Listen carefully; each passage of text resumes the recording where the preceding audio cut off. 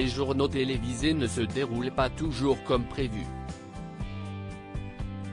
Quelques semaines après le gros bug qui a empêché Marie-Sophie Lacaro de présenter le sien sur TF1, c'est sa consoeur de France 2 qui a vécu un petit moment de flottement.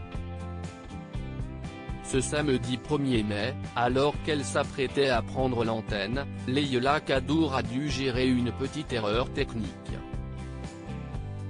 Alors que le générique du JT défilait à l'antenne, c'est la musique de France 3 que les téléspectateurs ont entendue.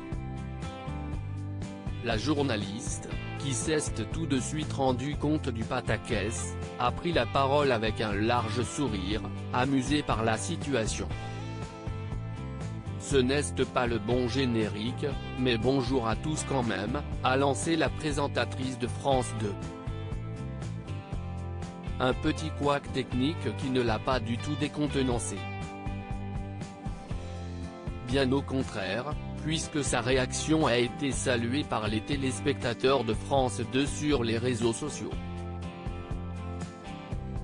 Leïla Kadour a ensuite continué son journal de la mi-journée normalement, avant de revenir sur cet incident sur son compte Twitter.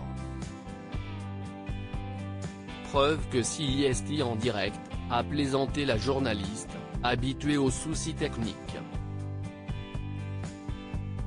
En 2019 déjà, elle avait dû gérer un JT particulier, fortement perturbé par des incidents indépendants de sa volonté. Je suis dans le regret de vous laisser, nous avons une petite problématique technique, avait-elle conclu, avant de devoir rendre l'antenne. Leïla Kadour, une maman inquiète mais épanouie philosophe, Leïla Kadour a appris à gérer les imprévus. D'autant qu'elle est devenue maman pour la première fois il y a quelques mois. Un bonheur pour la journaliste, comme elle l'explication à Télé 7 jours.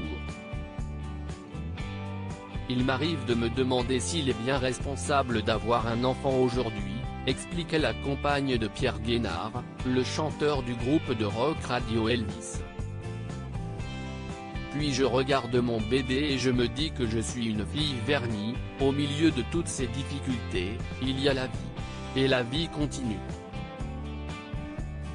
Inquiète, elle restait mesurée. C'est très curieux. L'année 2020 restera dans l'histoire, estimait-elle. Certains ont perdu des proches ou leur job. Pour moi, c'est l'année merveilleuse où je suis devenue maman pour la première fois.